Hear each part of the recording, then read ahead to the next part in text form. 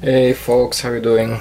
As you can see, a couple folders, and by the title I want to talk a little bit about a couple myths and I dare to say misinformation, or it's my opinion, so take it for what it is, think about what I'm gonna say, and tell me what you think, if you would agree or disagree.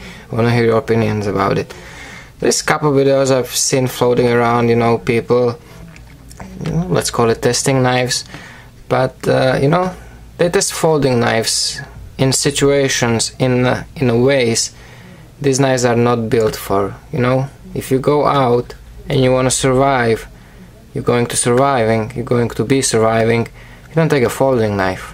And if you do, if something happens, then you learn the right techniques, how to use that folding knives.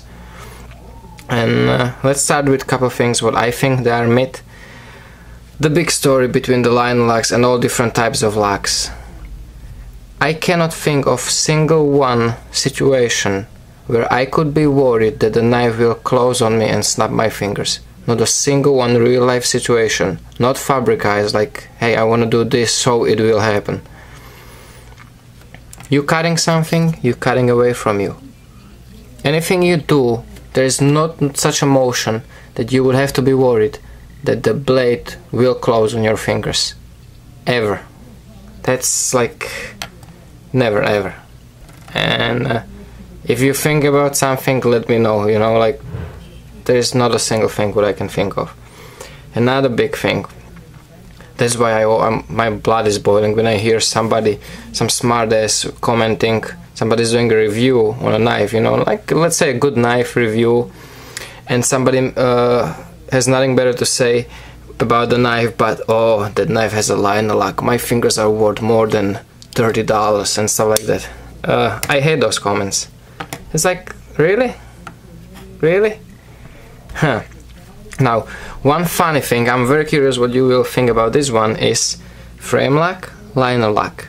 This is a old big thing, how much better the frame lock is compared to the liner lock, no? According to all those people who say their fingers are worth more than the liner lock. So there is one rule that something is only as strong as its weakest part. What is the weakest part? You always hear people bragging about, oh, look how thick the liner is. No, look how thick the frame lock is. It's freaking like on some of those expensive knives, especially those titanium knives. Look, it's 3 millimeters thick, right? Yeah, they never show you this part, right?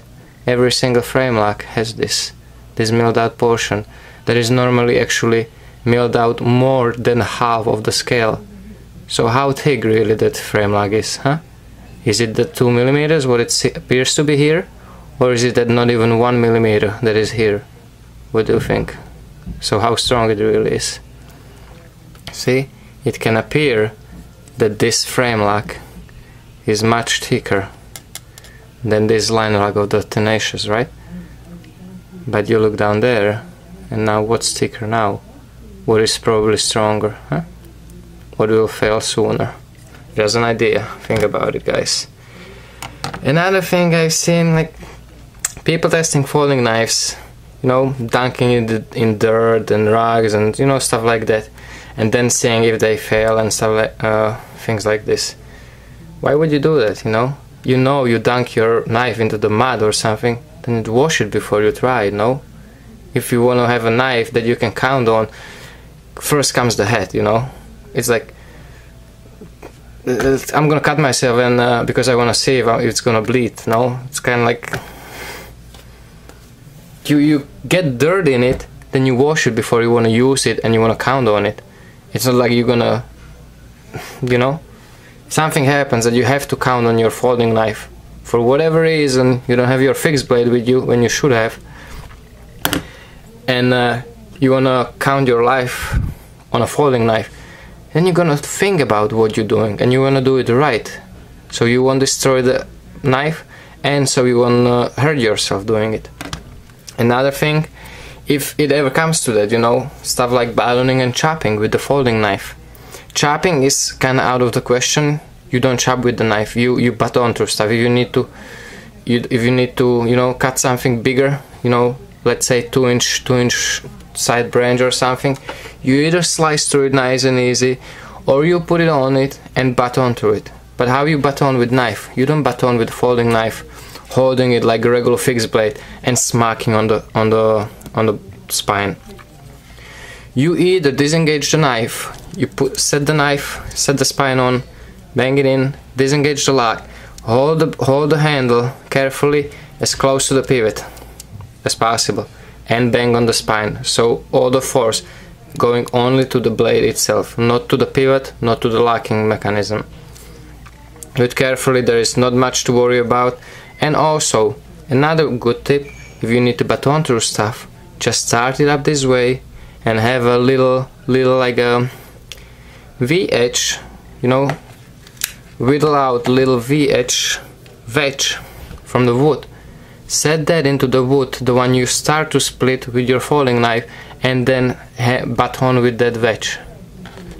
Do stuff, you know, logically, not just because you want to see if the knife, you know, it's all nice to do the test for it, but what's the point of the test where you don't need to test those things if you know how to use the tools, you know? And if you really want a strong folding knife, then get the balisong. If you don't feel like going around with the fixed knife, this is as close to the fixed blade you're gonna get with the folder. You know, this has no locking mechanism, this is pure physics. It will either bust the whole thing, you will break off the whole two pivots, or it's gonna stay. You know, that's the strongest locking mechanism in the knives. You know, if you want to use it for surviving, you don't really have to look at your legalities. You know. What else? You know, that's about all I wanted to say about this little things, little rambling, little ideas maybe. And tell me what you think, guys, if you would agree with me about you know, the locking strength between the liner and frame lock. Batoning, I know for sure, you know, because if you baton this way, you baton on the knife, on the spine, and when you're really holding onto it, all the stress is actually multiplying because of the leverage you provide from you banging here, you holding here. It's actually multiplying not only the force you're hitting the spine with the wood. It all goes to the pivot and to the locking mechanism. So we have much bigger chances of something failing, you know. And at this point, it's not even about, you know, nothing gonna happen to you because you're not gonna cut yourself. If you're batoning through stuff and it fails, you're not gonna cut yourself, but you will ruin your only tool your life can depend on, no? If you come to that situation that you have to baton through with the folder, most likely, no? It's most likely you're doing it because you have to, because something went wrong. So, hey guys, fixed blade for the win. Take care, stay safe, and remember, don't cut yourself.